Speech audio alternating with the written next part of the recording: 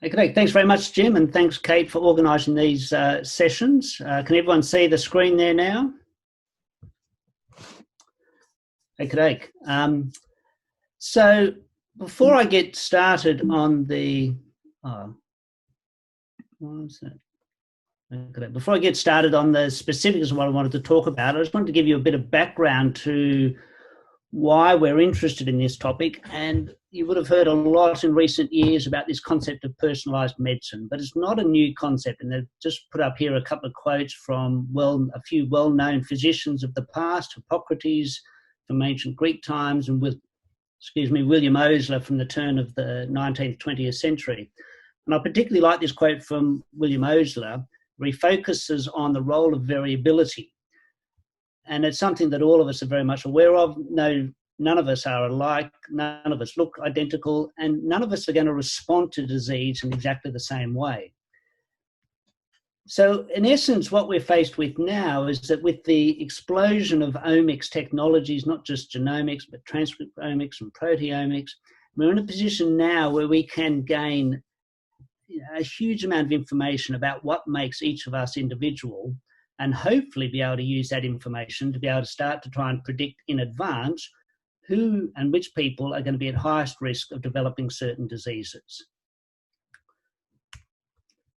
So the area that we're particularly interested in is cardiac arrhythmias, cardiac electrical activity. And what I've shown here is just a distribution, shown in black, of the QT intervals recorded on an ECG from patients who are nominally healthy. Now, in this particular cohort, the median was about 440 milliseconds. That's perhaps a little bit longer than average.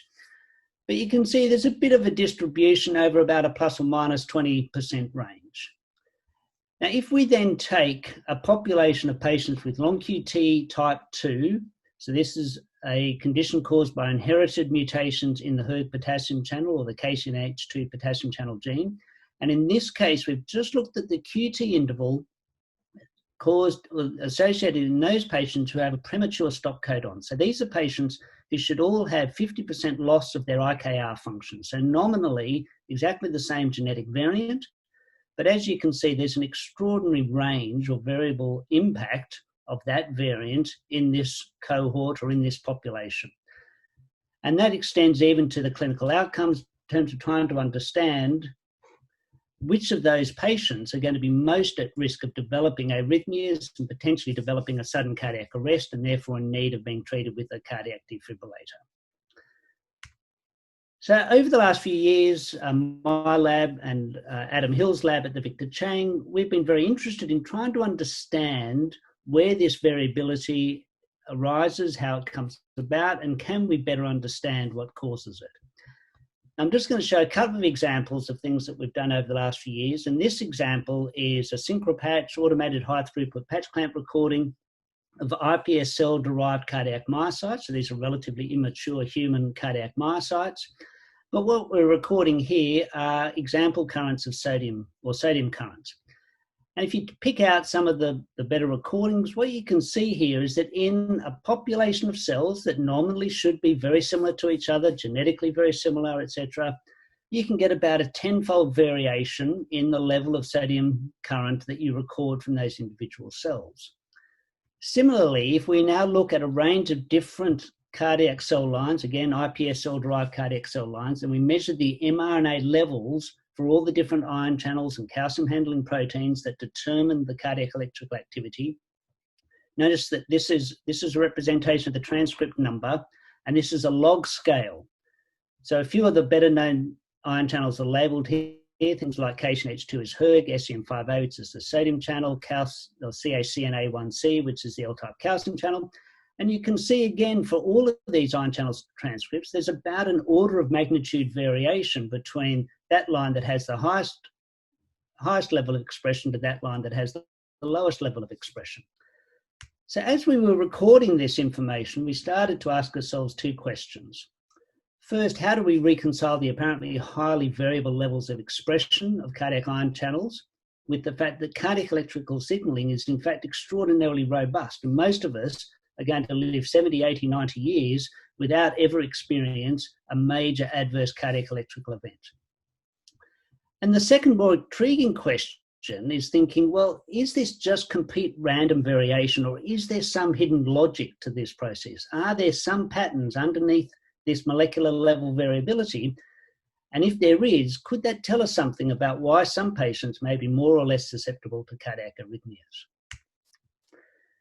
So the first thing we did, this was done in collaboration with Sarah Balluz, a former PhD student at the Victor Chang, who returned to the Institute a couple of years ago to give us a seminar on work that she'd been doing in the area of bioinformatics and trying to address a very similar problem to what we were addressing, but in a completely different field. And that was trying to look for patterns of co-expressed genes that might tell you something about which genes are working in concert with each other. And so what Sarah did here was to take every publicly available RNA-seq data set for which there were at least 50 different samples, and this could be from a whole range of tissues, and just look to see what was the correlation between the levels of expression of every single gene in the genome that was expressed in these data sets. And what we've just highlighted here is just the set of ion channel genes, calcium handling proteins that regulate cardiac electrical activity. And the way that the data is analysed is that you look at the correlation coefficients between every possible pair of every ion channel, every calcium handling protein, and that which has the highest level of correlation is given a Spearman co-expression ranking of 1, and that has the lowest correlation would go down to 0. So in other words, all those yellow dots here indicate genes that have high levels of correlation, and those that are marked in, well, shown in blue or dark green colours represent gene pairs for which there's very little correlation. And the underlying hypothesis here is that if there are genes that are where the transcripts are co-expressed or co-regulated, that they're somehow involved in a common purpose or regulating some common function. And what we notice here is that there are a couple of clear sort of modules of sort of more yellowy regions in this plot. And it turns out that one of them predominantly encodes for ion channel genes, and the second one predominantly encodes for calcium handling proteins. So it starts to make some sense that although there is variations in levels of expression, that all those proteins that are involved in calcium handling tend to be co-regulated together, and those that are involved in the electrical signaling, repolarization in particular, again, they tend to be co-regulated. Now, bear in mind, this is taken from every possible data set we could get our hands on, more than 3,000 different experiments, and they come from all tissues and not just heart tissues. So, just before I go on, two of the genes that we were particularly interested in from this data set were the hERG potassium channel and the calcium channel. And the reason for that will become apparent more later. But one of the things you noticed here, again, was just showing the most highly correlated gene expression with the KCNH2 gene and the most highly correlated genes correlated with expression of the calcium channel gene. And you can see that hERG channels and calcium channels are highly correlated in the levels of expression. And again, although the calcium channel is highly correlated with a lot of other calcium handling proteins, the hERG potassium channel is also high up on the list of genes that have co-expressed with the calcium channel. So the next thing we did was we went through and looked at those data sets that were specifically taken from human heart tissue. So this is taken from the Gene Tissue Expression Atlas, or the GTEx Atlas. Now, there are some limitations, and there's been a number of studies pointing out the weaknesses associated with this particular set of experiments. But the general principle still holds that there is a correlation of expression between the calcium channel and the hERG potassium channel, particularly noticeable in the left ventricle, and similarly between the sodium channel and the hERG potassium channel. It's a nice strong correlation of expression in the left ventricle of or human adult left ventricular tissue. A third independent set of experiments that we did was to look at the expression of these channels at an RNA level from iPS cell-derived cardiac myocytes. And again, we see this very strong correlation between the calcium channel and the hERG potassium channel at an mRNA level, although it's less obvious for the sodium channel and the T-type calcium channel. So we were interested in trying to understand what the significance would be of this correlated expression between the L-type calcium channel and the hERG potassium channel. And to do that, we turned to computer modeling. And the approach that we've used is to take our action potential model of the human ventricular myocyte, where you integrate the activity of all the different ion channels that contribute to that electrical signal. But now we vary the levels of expression of all of these ion channel proteins by a little bit, randomly throughout lots of different simulations. This is an example of the scaling factors that you can apply to the conductances for each of these channels. And then rather than getting a single action potential output, you'll get a whole family of action potential outputs. So we've now done that, but in this simulation, what we've now done is that we've allowed the level of expression of each of the scalars associated with each of these different ion channels to vary over about a 10-fold range, because that's what we've been seeing in our isolated myocyte experiments, in our iPS cell line mRNA expression patterns. And the other thing that we've done in this particular experiment is that we've kept the scalar for GCAR and GCAL identical. And so one of the things that you can see, and we allowed everything else to vary independently.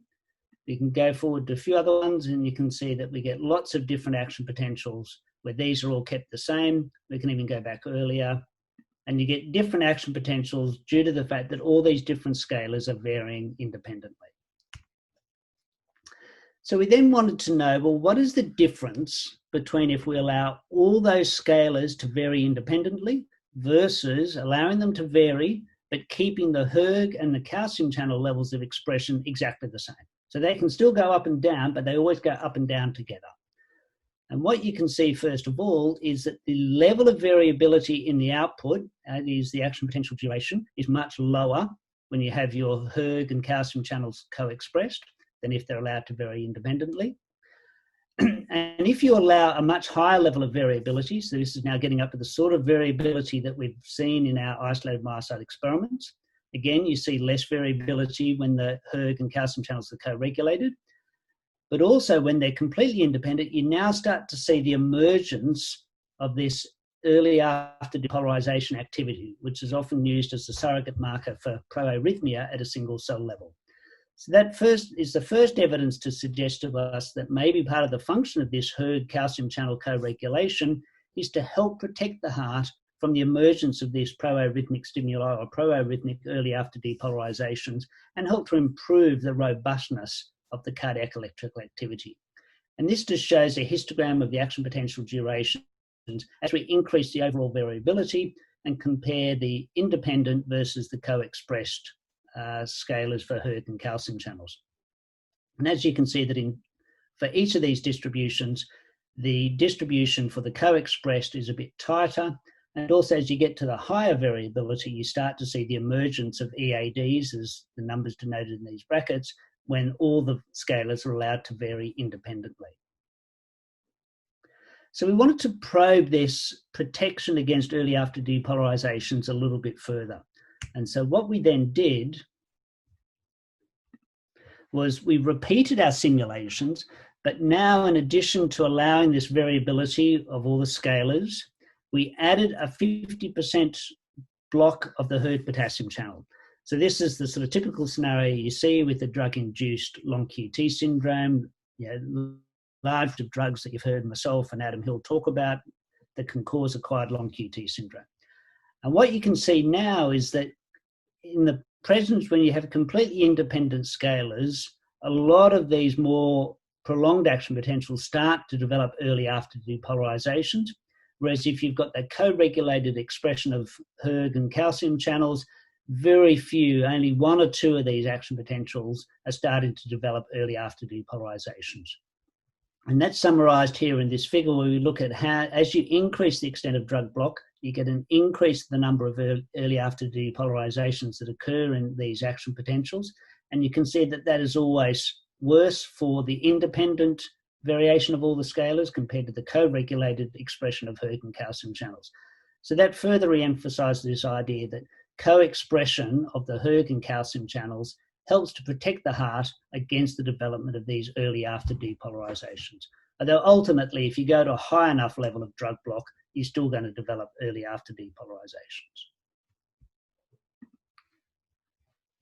So one of the things we then were interested in looking at, well, because we've done this computationally, we've generated these hundreds of different action potentials, some of which will develop extreme prolongation when we block the hERG potassium channel, some of which will develop early after depolarizations.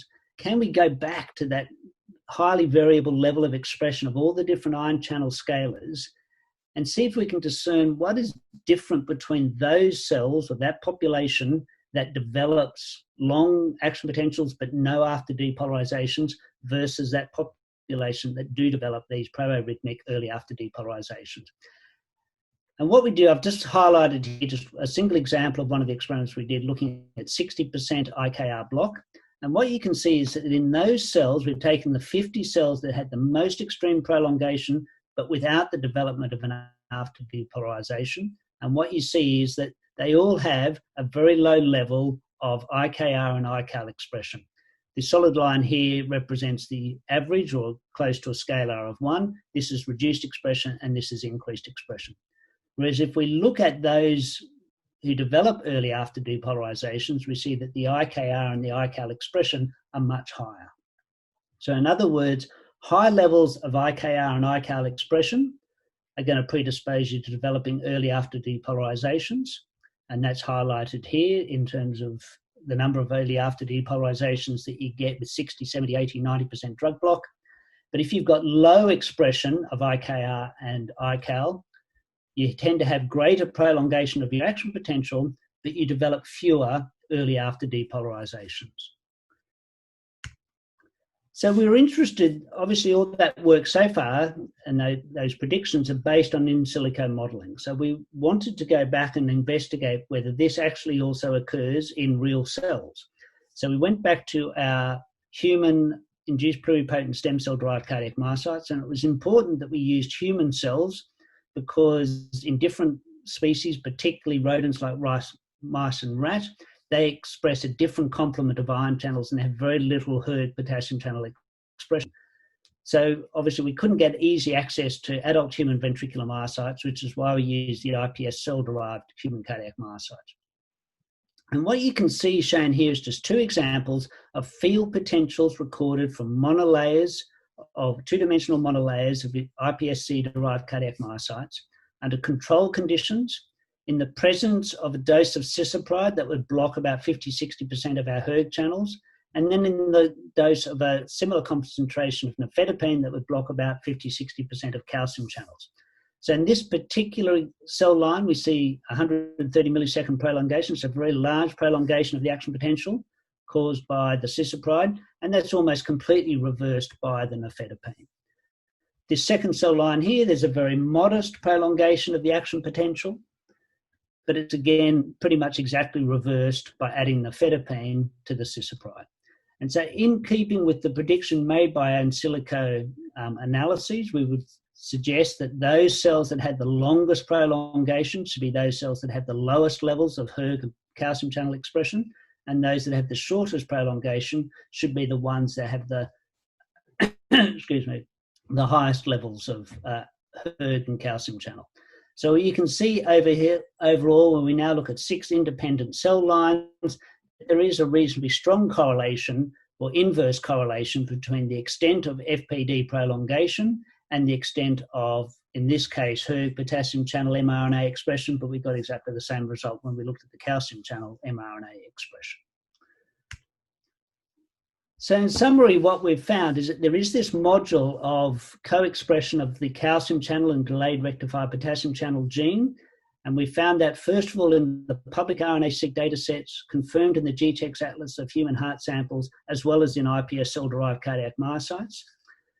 And in silico analysis suggests that the co-regulated expression of ICAL and IKR helps to reduce repolarization heterogeneity and protects the heart from the development of proarrhythmia, or in the case shown here, of early after depolarizations. And we've been able to verify those in vitro verify those in silico predictions in vitro using human iPS cell-derived cardiac myocytes. So I might finish there in the interest of time, but I'd just like to acknowledge all the people that contributed to this work, particularly Adam and Stuart, who did all the computational work, Sarah, who did the initial bioinformatic analysis, and Mel and Matt, who've done all the work with the iPS cells, including the nanostring analysis, and the microelectrode array analysis of the iPS cell cardiac myocytes. All of the people in the lab at the Victor Chang at the moment, as well as some collaborators in other labs at the Victor Chang, and Sarah and her supervisor, Jess Gillis, at the Cold Spring Harbour. And of course, the funding agencies, the NHMRC and the Australian Research Council. So very happy to take any questions. Excellent, thanks Jamie. We don't have a capacity with the webinar to have a round of applause, but I'm sure they're all happening there in our little rooms that we're sitting in at the moment. Very nice talk. I'd like to remind everyone that if you want to ask a question, there is a Q&A tab at the bottom of the Zoom window. Click on that and type out your question. I can read it out and Jamie can respond to it. I think I'll get going first. Going back to the beginning of your talk, you were describing these different the variations in these channels and currents, and I'm wondering, I can't remember whether they were from cell lines or isolated from intact heart. I'm wondering whether this is associated with changes in the localization of these cells, whether they're epicardial or endocardial, and whether that has an effect on the relative expression of these channels and therefore their vulnerability to these arrhythmias. Thanks, Jim. So the data I showed here was from iPS cell-derived cardiac myocytes. So there was a couple of different lines, so there could be variation from line to line. But yeah, at this stage, when they're derived from those embryonic or effectively embryonic stem cells, there isn't a differentiation between epicardial, endocardial, mid-myocardial, etc. We have, though, repeated a number of these recordings in adult ventricular myocytes from rabbit hearts. Now, we've not specifically looked at epiendo mid-myocardium, but we do see a sort of similar level of variation even within the cells of a single heart from the rabbit. But Godfrey Smith over in Glasgow has specifically looked at action potentials from epicardial, endocardial surfaces of the rabbit. And what he sees is you get this large variation across, within the epicardium. You get a large variation within the endocardium. And whilst the epicardium is slightly shorter than the endocardium overall, there's a very considerable overlap, and the variation within the region, so the cell-to-cell variation, is much bigger than the region-to-region variation, at least in the ventricle. Okay. All right. Thanks, Jamie. We have a question on the Q&A from Vijay Rajapal. What is the likelihood that the variability you see in the iPS-derived cardiomyocytes is because they are stem cell-derived cells? Yes, I think it's almost certainly true that there is, well, we would expect that there'd be more variability in the iPS cell-derived cardiac myocytes because they're derived from an embryonic population, and so there could be slight variations in the level of maturation, how they respond to the culture media, etc., day to day, and so I'm sure that does contribute to some of the variability. Nevertheless, the amount of variability that we see is not that different. It perhaps is slightly bigger, but not a lot bigger than what we see in adult cardiac myocytes. Okay. And David Crossman has a question. Is the variability in expression seen at the protein level? And do you know if there's a pattern of expression across the heart anatomy? I don't know if I can get onto the... Yes, we do see... We've not done in the iPS cells, but again, in our adult ventricular myocytes, we have seen this variation in expression using immunohistochemistry from cell to cell. And we've also shown that there is still the correlation of expression at a cell-to-cell level between the calcium current or the calcium channel and the potassium channel. I think, was there another component to the question? Is there a pattern expression across the heart anatomy? Yeah, no. So we haven't specifically looked for that yet. So there are reports in the literature, particularly with some of the components of the transient outward potassium current being more highly expressed in the epicardium compared to the endocardium. But in general, for the calcium currents, the hERG potassium currents, sodium currents, yeah, if there are gradients across the wall or from apex to base, they're relatively modest. Okay. Question from Fadi Chacha. Great talk, Jamie. Why did you use all tissues rather than cardiac for your RNA-seq comparisons?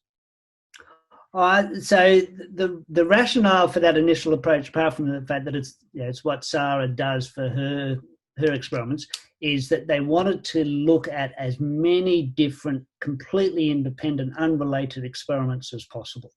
And so effectively what you're really looking at is what you might call leaky transcription in other tissues. And the idea is that if there is anything, if there is a process, whether it be a transcription factor or a microRNA or whatever, that is co-regulating the expression of these genes, then you would see that in any of these other tissues as well. Obviously, they're going to be much lower levels of expression, but it's more to get the power of numbers. And if you've got hundreds or thousands of data sets, you're more likely to be able to identify these patterns. But obviously, it's very important that you then go and confirm that it is actually still present in human heart and in the iPS cells rather than just in non-specific tissues.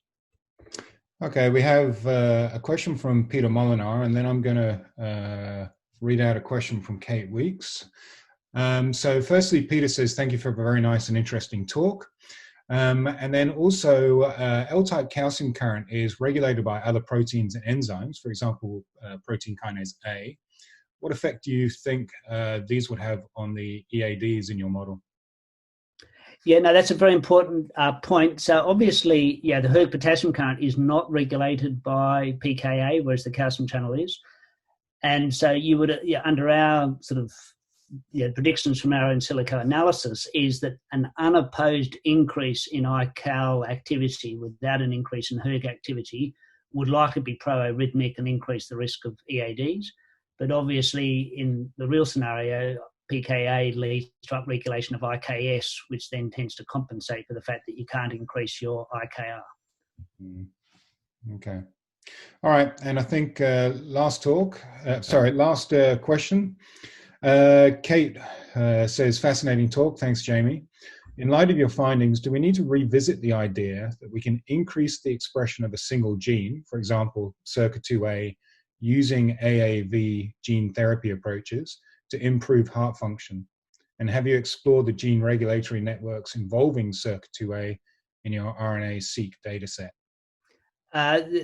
Excellent questions, both of those. We haven't looked at the gene regulatory networks, but that's an obvious extension of where we'd like to go, and Sarah in particular is interested in that part of the work. And yes, I tend to think that we probably are being a little bit naive in assuming that we can up or down regulate a single channel and hope to achieve all the effects that we want to achieve.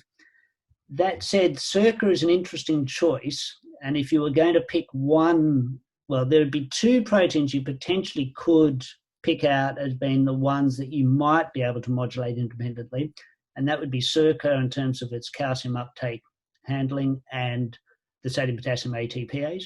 And it turns out that they're the two genes that are the least variable, at least in our data sets. So there's relatively little variation from person to person, line to line, cell to cell for the sodium potassium ATPase and for SERCA. And I think another intriguing possibility there is that they're the two proteins that are also AT or consumers of ATP, which makes you sort of, does suggest the possibility that there might be some evolutionary constraint to sort of not wanting to waste the amount of ATP that you have to consume to regulate those processes. So I think those two proteins are probably, or arguably, the two most important proteins for maintenance of normal cardiac cell function. And so if you wanted to have a big perturbation on heart function, say in the failing heart, they'd be the first two that I would choose. Okay.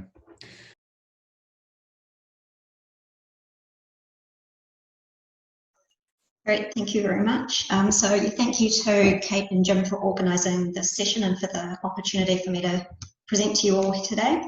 So yeah, I'm going to be taking a slightly different tack looking at arrhythmias, and we're focusing on the role of calcium mishandling, and in particular the role of the renin receptors in atrial fibrillation. So for some reason my slides don't want to progress. think if you use the arrow rather than the space. No, it's right, it just seems to be quite delayed.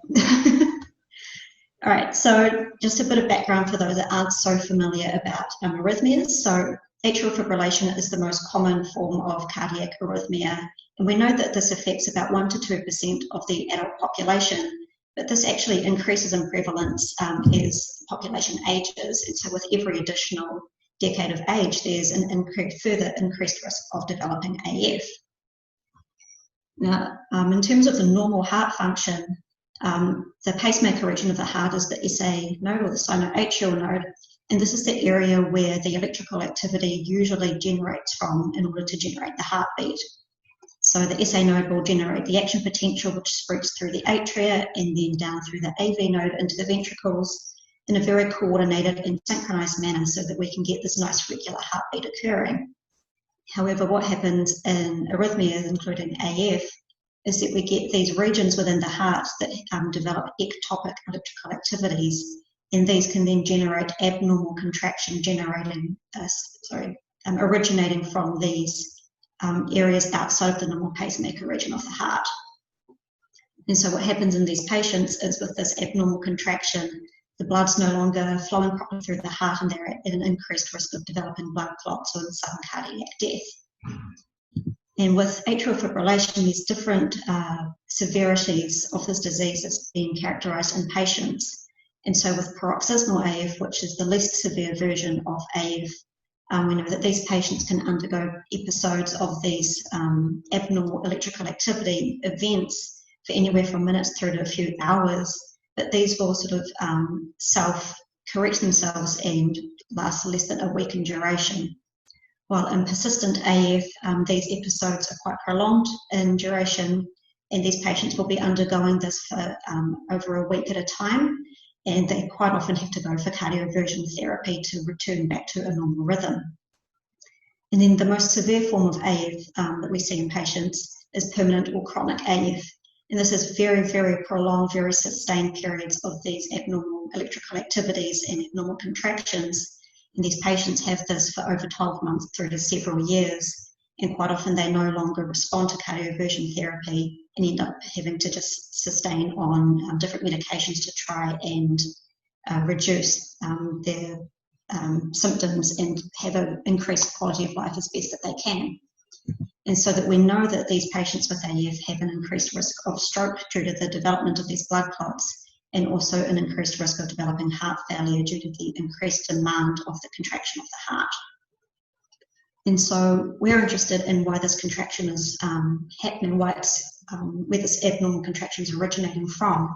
But to understand this, we first need to understand what the normal contraction is doing in the heart. And I'm sure a vast majority of the people watching today will be very familiar with this process. But just for those that aren't quite so familiar with the mechanism underlying normal cardiac contraction at the cellular level, just briefly run through that. And so here we have a healthy cardiac myocyte, and if we look at the membrane of this myocyte, we can see that the plasma membrane actually forms these invaginations called the T-tubules.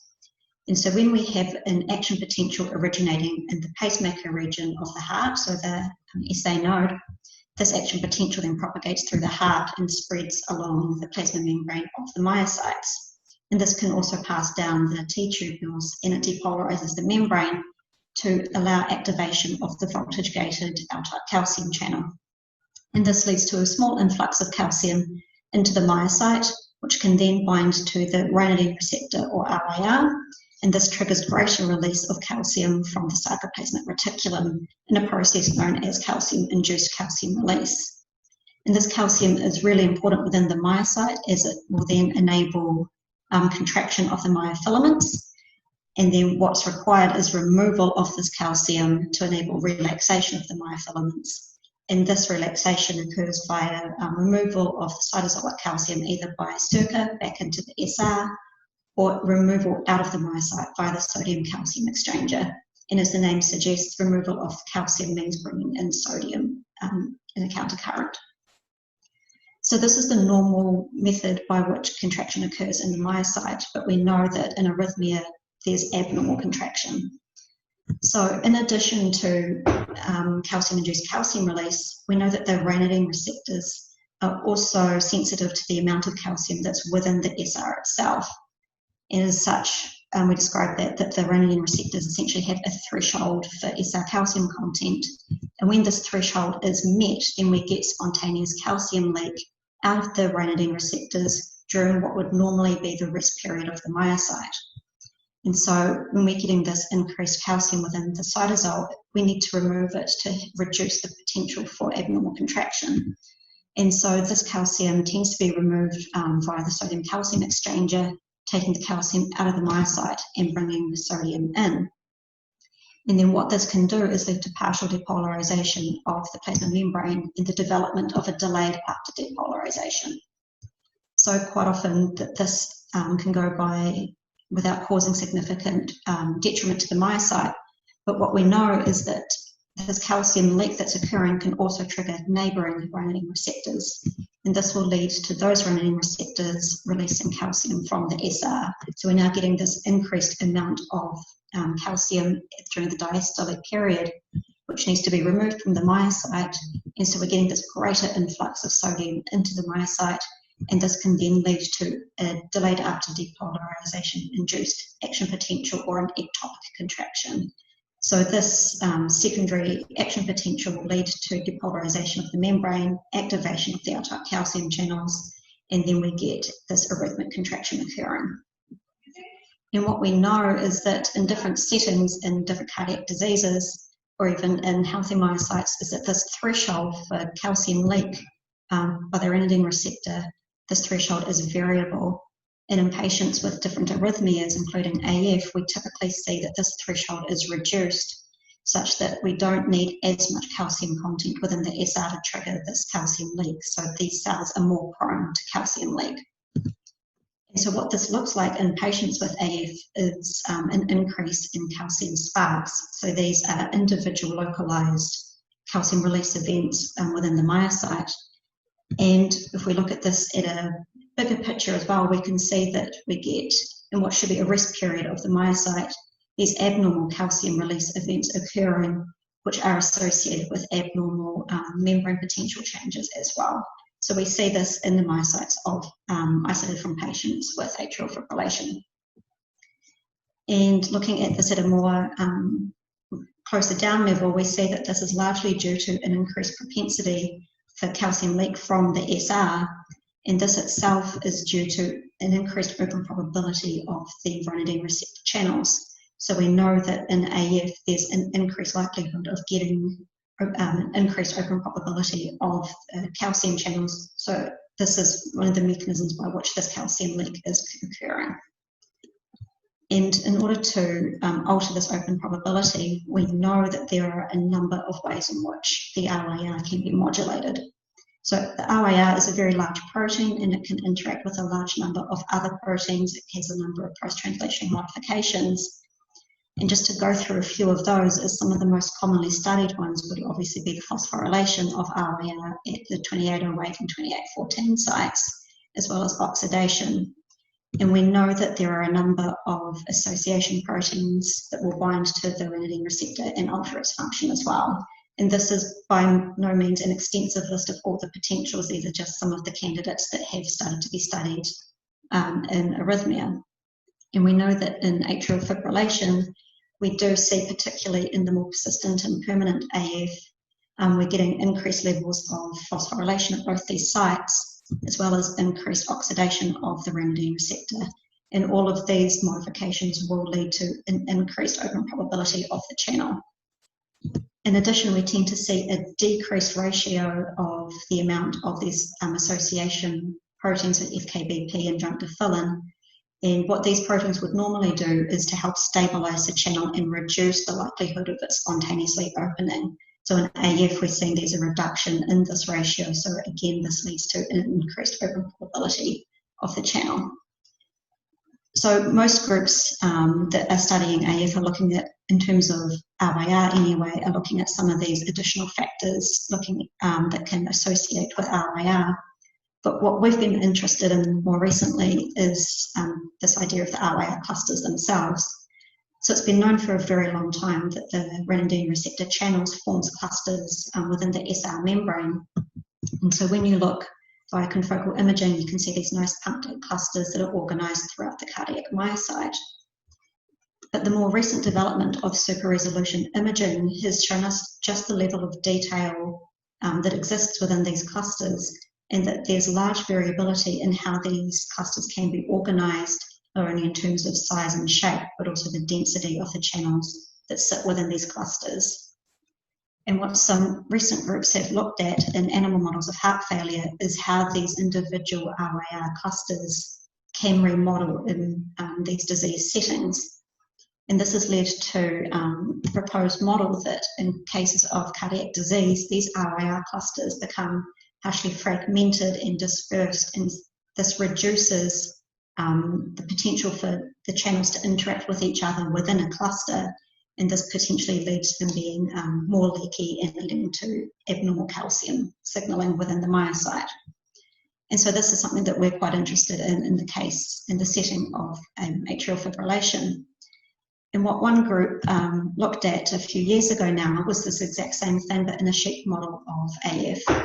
So they used the rapid atrial pacing model in the sheep, combined with some super resolution imaging.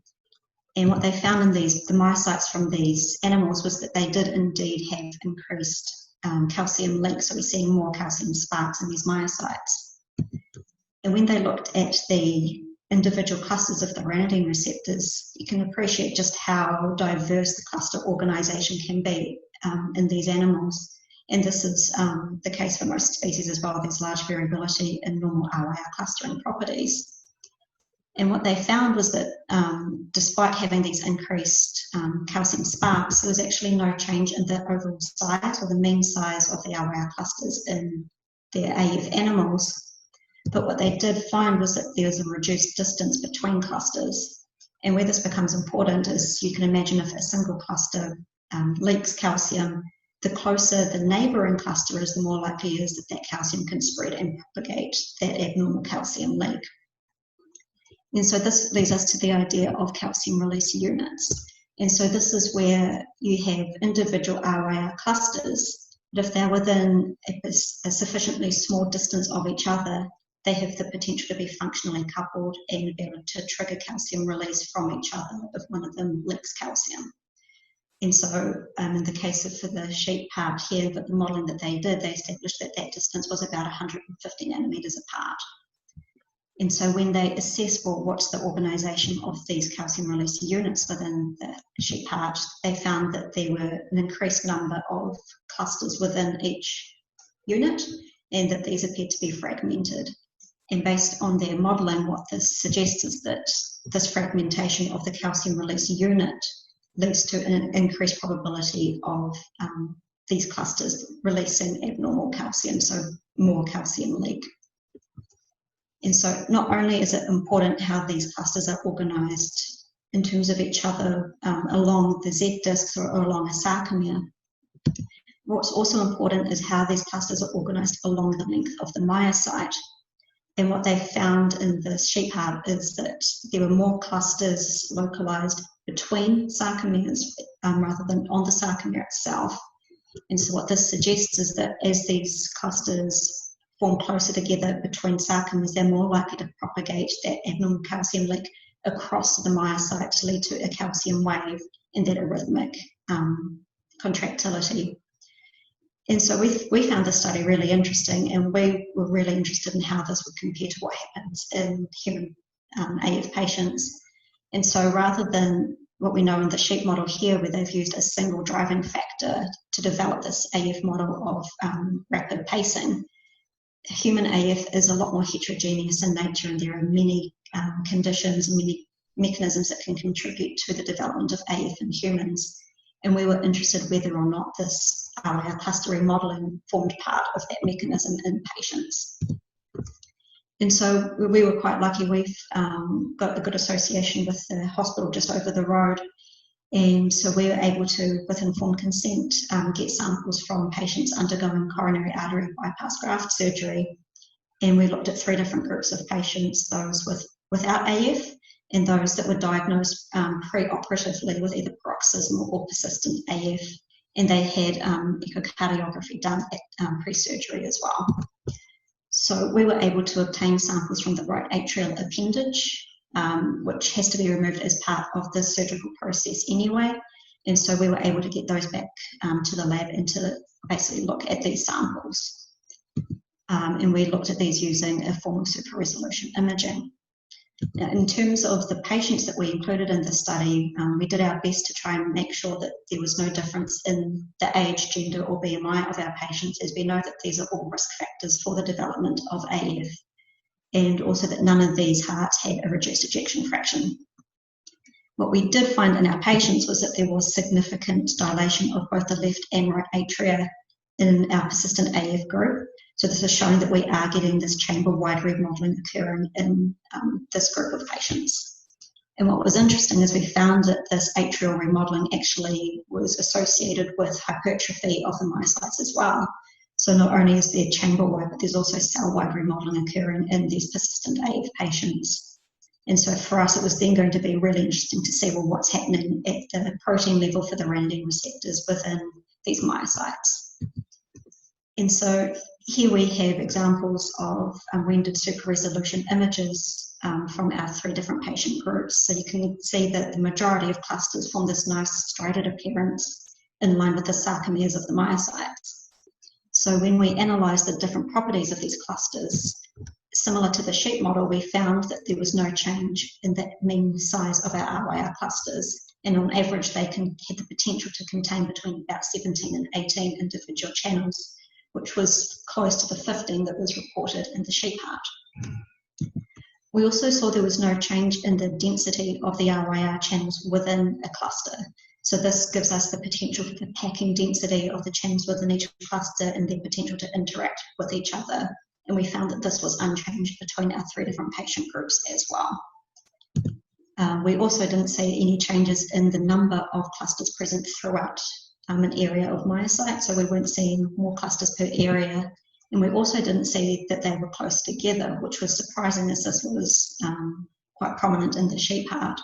So this suggests that unlike in the sheep heart, there's something else going on here and that these aren't remodeling in the same way. So even though these individual RyR clusters aren't remodeling, we were interested in whether or not the calcium release units were remodeling. And just to quickly run you through how we looked at this, is we took out rendered images and processed them as a binary mask, and then we were able to determine the perimeter around each cluster. And what you can see here is where the red boundaries overlap between neighbouring clusters. These would be within that 150 nanometers of each other to form that potentially functionally coupled calcium release unit. And when we looked at this, we found that there was actually no difference in the proportion of clusters within that 150 nanometers of each other in our 3 different patient groups, and that there was no difference in the average number of individual clusters within each calcium release unit as well. So we weren't seeing that same fragmentation of calcium release units as that tachypacing was driving in the sheep atria. And there was also no change in how close together these calcium release units were from each other. And the final thing that we really wanted to see is, well, maybe if they're not being changed in relation to each other, maybe they're changing in terms of their distribution within the myocyte.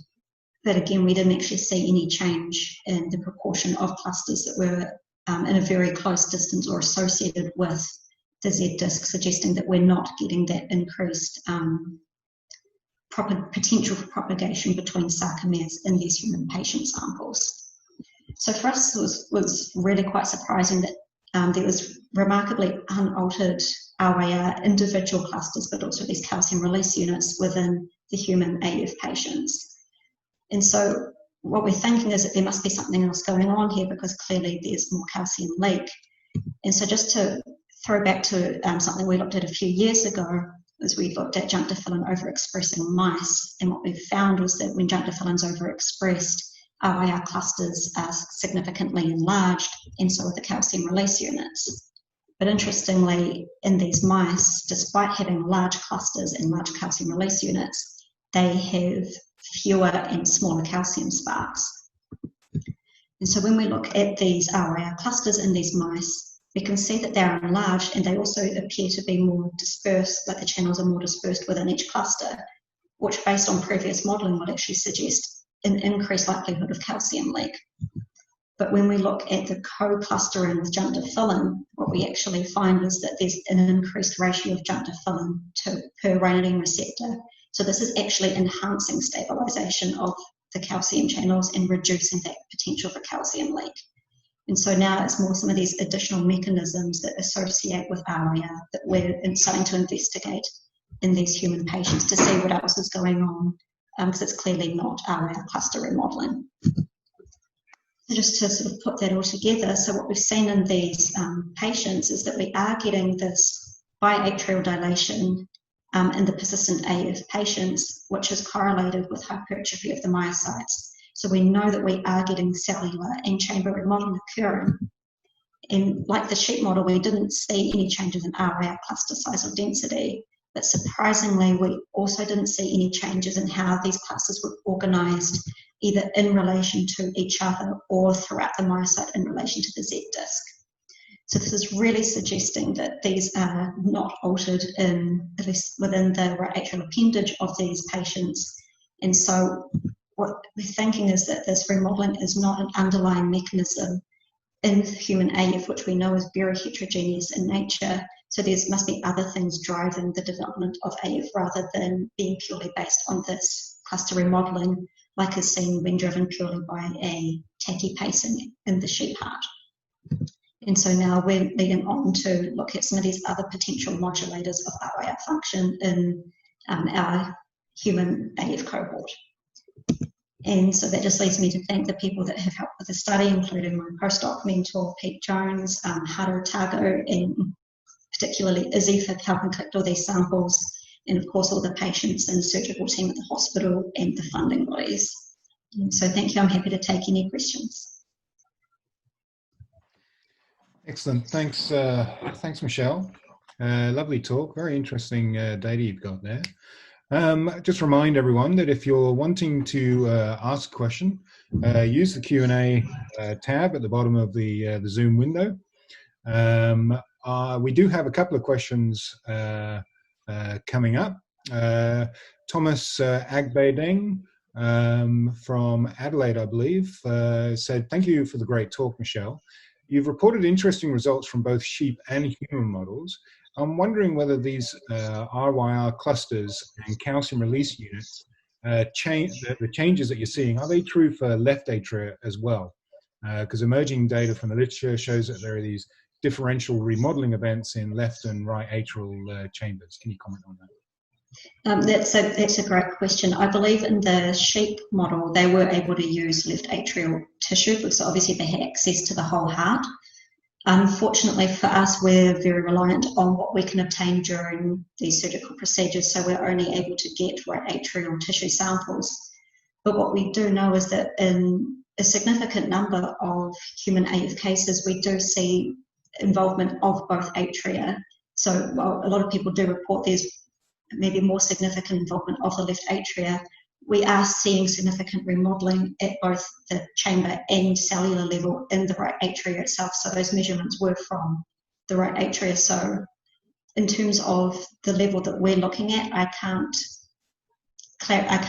give an answer on that because we actually cannot physically obtain those samples. But my suspicion would be that we should see remodeling in both chambers if we were able to look at the left atria as well. But since we're not seeing it in the right atria, I don't think we would see it in the left either. Mark Richards asks, any idea why sheep and human differ so profoundly? Differs what, sorry? Any idea why sheep and human differ so profoundly? Well, in terms of the AF, it's in terms of the model that they've used, it's a very clean way of driving AF. So they have a very set protocol that they use in terms of duration for how long they're pacing, how much they're pacing, and they ensure that they actually have AF in the hearts before they obtain the samples. So in terms of the patients, there's a number of things that can drive AF. I mean, some patients will have this tachypacing as well, but there are a number of things going on. So it's probably a combination of the different factors in the humans, but also we do know that there are species-to-species differences in terms of cardiac structure and cardiac ultrastructure, including even like the T tubules and things like that. So it could be down to a species difference for what the normal heart looks like, but also in terms of my idea is that it's more around what the sheep heart is actually being, how that's actually being driven to give this phenotype of AF compared to what we're seeing in a human setting, which would be quite different. Yeah, okay. And so follow on from that, there's a couple of questions that are quite similar. I'm wondering, well, Peter Molinar asked, how relevant is the right atrial appendage to the rest of the right atrium for AF genesis? I guess it is a matter of the tissue you can get. You can't get. Yeah, it's a good question. So what we have also seen, so with getting these tissue samples, other people within our department actually able to dissect out trabeculae from these tissue samples. And in patients that these come from that have preoperative AF, they are able to get increased spontaneous activity in trabeculae from the right atrial appendage from patients with atrial fibrillation. So we do know that there is pro-arrhythmic changes occurring in the right atrial appendage of these patients. Exactly how that compares to the rest of the right atria, I couldn't comment on, but we are pretty confident that pro-arrhythmic remodeling is occurring in the right atrial appendage as well. Okay, we have a few more questions. I know we're sort of at our 3 o'clock point, but Stuart Heitman says, thank you for a lovely talk. Can leaky ryanodine receptor channels explain the episodic nature of fibrillation? And why does fibrillation switch between self-sustained and self-terminating behavior? Good question, a very complicated question. This isn't the only mechanism by which these arrhythmias can occur. It's one of the mechanisms. There's a lot of debate around how these can become self-sustained or they self-terminate and things like that, and I'm probably not really in a position to give a clear answer on that. As we can see with the patients, that there's different severities of atrial fibrillation as well, and so whether or not it's a case of, in the more severe cases of AF or other arrhythmias, there might be more severe remodeling occurring, whereas in, say, the paroxysmal, we know that those events are more likely to self-terminate.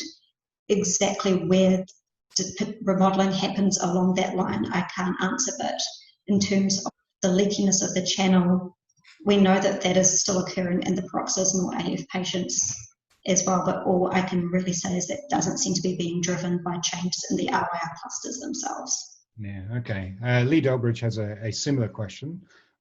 So I think you've sort of addressed that already. Something I was wondering is that aging is, I think, the greatest risk factor for atrial fibrillation. Do you know whether the clustering changes just with aging? Are there differences between a young, healthy adult and a 75-year-old, 80-year-old, and whether they have AF or not? That's a really interesting point, and that's something I would really love to look at. The difficulty with that is it's going to be very hard for us to get samples from healthy people to really look at the natural aging process of what the clusters are doing.